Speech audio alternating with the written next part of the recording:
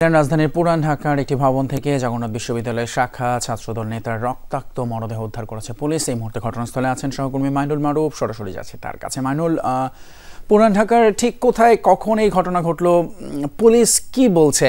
এছাড়া প্রত্যক্ষদর্শী কারোর সাথে আপনার কথা হয়েছে কিনা একটু বিস্তারিত জানাবেন।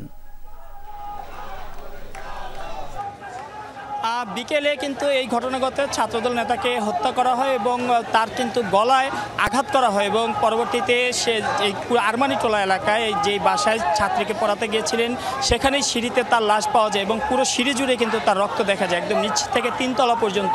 পরবর্তীতে পুলিশের বিভিন্ন বাহিনী, সিআইডি, ডিবি এবং পিআইবিও কিন্তু আসে এবং তারা কিন্তু এই ঘটনা তদন্ত করে। এছাড়া আমরা দেখছি ছাত্রদলের কেন্দ্রীয় সভাপতি সেখানে গিয়েছিলেন এবং তিনি যেমনটা জানিয়েছেন যে এই ঘটনার পেছনে অন্য কোনো ঘটনা আছে কিনা, কোনো রাজনৈতিক সম্পৃক্ততা আছে কিনা, এগুলো খতিয়ে দেখা যাবে।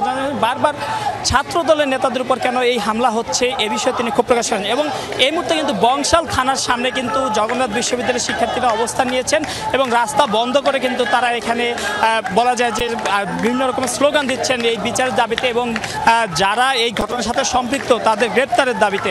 এবং আমরা কিন্তু এই পরিস্থিতি কিন্তু সেই বাসাটির সামনে ছিল, আরমানি টোলার সেই বাসাটির সামনে, এবং সেখানেও কিন্তু দেখেছি যে তারা নানা রকম স্লোগান দিয়েছেন যে ছাত্রদলের একজন নেতা এভাবে নিহত হলো অথচ প্রশাসন এখনো কাউকে গ্রেপ্তার করতে পারলো না, এ বিষয়ে তারা ক্ষোভ প্রকাশ করেছেন। এবং এই ঘটনায় যাকে পড়াতেন সেই ছাত্রীকে কিন্তু পুলিশ হেফাজতে নেওয়া হয়েছে জিজ্ঞাসাবাদের জন্য। তবে পুলিশ কিন্তু এই বিষয়ে এখন পর্যন্ত আমাদের সাথে কোনো কথা বলেনি। তবে সিসিটিভি ফুটেজে দেখা গেছে যে ওই ঘটনার পরপরই দুজন সেখান থেকে দৌড়ে পালিয়ে যাচ্ছেন এবং ধারণা করা হচ্ছে যে যেই দুজন পালিয়ে গিয়েছেন তারা এই ঘটনার সাথে যুক্ত থাকতে পারেন। এখানে যারা আন্দোলন করছেন আমরা একটু তাদের সাথেও কথা বলতে চাই এবং তাদের কাছে জানতে চাই যে এই ঘটনার বিষয়ে আপনাদের সহপাঠী নিহত হয়েছে আজকে, আপনাদের এখন চাওয়া কি থাকবে? আমাদের চাওয়া যত দ্রুত সম্ভব খুনিকে ধরে বিচারের আওতাধীন আনতে হবে, যত দ্রুত সম্ভব। আপনারা কি আন্দোলন চালিয়ে যাবেন? আমরা আন্দোলন এর চাইতেও কঠিনতরভাবে আন্দোলন চালাবো।